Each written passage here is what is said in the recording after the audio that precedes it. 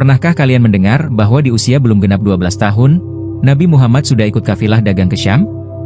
Bukan sekadar perjalanan biasa, karena sejak awal, awan selalu menaungi beliau. Dan di Syam, seorang rahib Nasrani melihat tanda kenabian di pundaknya lalu berkata, anak ini akan menjadi nabi terakhir. Tapi, rahib itu juga memperingatkan, Yahudi akan mencelakainya jika tahu kebenaran ini. Inilah kisah nyata, bagian dari sirah nabawiyah yang luar biasa. Simak kisah lengkapnya sampai akhir. Setelah wafatnya Abdul Muthalib, maka pengasuhan Nabi Muhammad beralih ke tangan pamannya yang mulia, Abu Talib. Beliau adalah seorang pemimpin Quraisy dari Bani Hashim, walaupun secara ekonomi tidak sekaya yang lain. Tapi hatinya penuh kasih sayang, terutama kepada keponakannya yang istimewa ini. Nabi saat itu mendekati usia 12 tahun. Beliau adalah anak yang sangat berbeda dari yang lain. Tidak suka bermain-main sia-sia, tidak suka berteriak, tidak pernah berbohong. Bahkan, beliau dijuluki oleh masyarakat sebagai Al-Amin sejak kecil, karena saking jujur dan amanahnya. Suatu hari, Abu Talib bersiap untuk mengikuti kafilah dagang Quraisy menuju negeri Syam. Ini adalah perjalanan jauh yang melintasi padang pasir berbahaya. Saat itu, Muhammad datang kepada pamannya dan dengan penuh adab berkata, "Wahai pamanku, izinkan aku ikut bersamamu." Permintaan ini mengejutkan Abu Talib. "Wahai anakku," jawabnya, "perjalanan ini sangat jauh, penuh risiko, panas di siang hari, dingin di malam hari. Kau masih kecil." Tapi Nabi tidak menyerah. Beliau memohon dengan penuh kesungguhan. Wajah beliau bersinar, dan nada suaranya menunjukkan tekad yang kuat. Abu Talib akhirnya luluh. Ia melihat keponakannya ini bukan anak biasa. "Baiklah," katanya, "kau akan ikut bersamaku." Dan dari sinilah, sejarah besar dimulai. Seorang anak kecil dari Mekah akan menyaksikan kejadian yang akan memperkuat tanda-tanda kenabiannya. Bukan hanya perjalanan dagang biasa, tapi ini adalah awal dari pengakuan langit terhadap utusan terakhir Allah. Abu Talib pun mulai mempersiapkan segala keperluan. Ia tidak sembarang membiarkan keponakannya ikut, semua dilakukan dengan hati-hati. Ia tahu, tanggung jawab ini bukan main-main. Karena Muhammad adalah anak istimewa. Banyak tanda telah ia lihat. Dan kali ini, akan lebih banyak tanda langit yang muncul. Ini bukan permintaan biasa dari anak kecil. Ini adalah kehendak yang digerakkan oleh Allah, sebagai bagian dari skenario besar kenabian. Kafilah dagang Quraisy pun memulai perjalanan panjang dari Mekah menuju Syam. Ratusan kilometer harus mereka tempuh, melewati padang pasir yang panas membakar dan angin gurun yang menggigit. Di antara para pedagang dewasa itu, ada satu anak kecil yang wajahnya bersinar, Muhammad bin Abdillah. Sejak hari pertama perjalanan, banyak kejadian ganjil yang mereka saksikan. Setiap kali Nabi berjalan, awan selalu mengikuti di atasnya. Ini disaksikan oleh banyak mata. Ketika kafilah istirahat dan beliau duduk di bawah pohon, cabang pohon itu condong ke arah beliau, seakan ingin menaunginya. Hal ini tidak terjadi pada orang lain. Bahkan unta yang beliau tunggangi terlihat tenang, tidak liar seperti biasanya. Seolah-olah hewan pun tahu siapa yang sedang ia bawa. Salah seorang pedagang tua berkata, "Aku sudah puluhan tahun ikut kafilah ke Syam, belum pernah aku melihat anak seperti ini." Abu Talib mulai merasa bahwa keponakannya bukan hanya istimewa, tapi luar biasa. Ia teringat kisah-kisah nenek moyang mereka yang menyebutkan akan datang seorang nabi terakhir dari keturunan Quraisy. Apakah ini anak itu? Perjalanan terus berlanjut. Di siang hari yang menyengat, para pedagang kepanasan. Tapi Muhammad tetap teduh. Ketika berjalan, bayangan beliau tidak menyentuh tanah, karena awan selalu mengikuti. Subhanallah. Ini bukan kebetulan. Ini penjagaan dari langit. Orang-orang dalam rombongan mulai membicarakan hal ini. Tapi tidak ada yang berani bertanya langsung. Mereka hanya mengamati dengan penuh rasa takjub. Dan benar, perjalanan ini bukan dagang biasa. Allah sedang menunjukkan bahwa utusannya telah dipersiapkan. Bahkan sebelum wahyu turun, tanda-tanda kenabian beliau sudah terlihat jelas. Dan kejadian lebih besar akan terjadi ketika mereka sampai di Syam nanti. Di sana, akan ada seorang rahib yang tahu siapa sebenarnya anak ini. Sesampainya kafilah Quraisy di wilayah Busra, bagian dari negeri Syam, mereka singgah di sebuah tempat yang biasa digunakan untuk beristirahat oleh para pedagang. Tak jauh dari tempat itu, berdirilah sebuah biara kecil. Di dalamnya tinggal seorang rahib bernama Buhaira. Ia adalah seorang ahli kitab, orang Nasrani yang benar-benar masih memegang ajaran tauhid yang asli. Ajaibnya, Buhaira yang biasanya tidak pernah keluar menyambut siapapun, hari itu justru keluar dengan tergesa-gesa.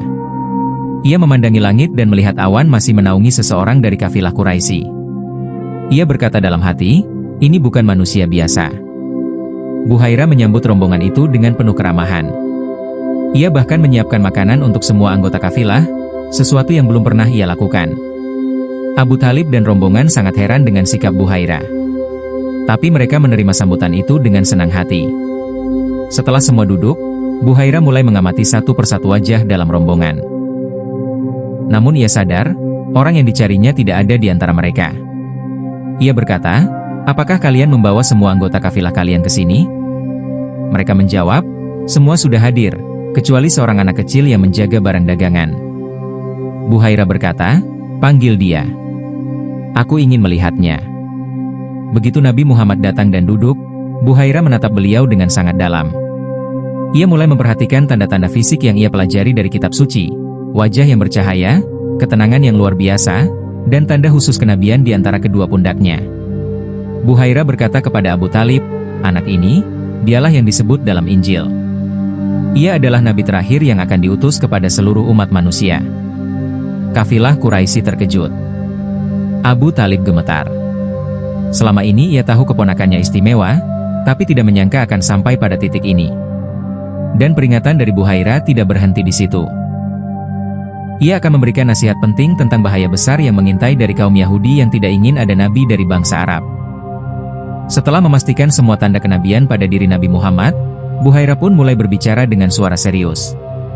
Ia menatap Abu Thalib dan berkata, wahai lelaki Quraisy, dengarkan aku baik-baik. Anak ini bukan anak biasa. Dia adalah nabi terakhir yang telah disebut dalam kitab-kitab kami. Aku melihat semua tanda yang dijelaskan dalam Taurat dan Injil ada padanya. Kemudian Buhaira menghela napas dan berkata, tapi ketahuilah, jika orang-orang Yahudi melihat apa yang aku lihat, mereka tidak akan membiarkannya hidup. Mereka akan berusaha membunuhnya. Mereka iri karena nabi terakhir bukan dari Bani Israel. Abu Thalib pun sangat terkejut dan khawatir. Ia berkata, apakah ancaman itu benar-benar nyata? Buhaira menjawab, sangat nyata. Bahkan mereka sedang menanti-nanti tanda-tanda kenabian ini. Jika mereka tahu anak ini berasal dari bangsa Arab, dari Quraisy, mereka akan berusaha melenyapkannya. Suasana menjadi hening. Abu Thalib memandang keponakannya dengan rasa takut dan cinta yang mendalam. Ia tidak ingin terjadi sesuatu pada Muhammad. Maka ia pun mengambil keputusan tegas. Abu Thalib memutuskan untuk tidak melanjutkan perjalanan lebih jauh dan segera membawa Muhammad kembali ke Mekah. Ia berbicara kepada anggota kafilah lainnya, kalian lanjutkan dagangan kalian, aku akan kembali ke Mekah bersama keponakanku. Dan memang seperti itu yang terjadi. Abu Thalib langsung mempersiapkan unta dan logistik, dan mereka kembali ke Mekah lebih cepat dari waktu normal. Ini semua demi keselamatan Muhammad. Inilah bentuk penjagaan Allah kepada nabinya.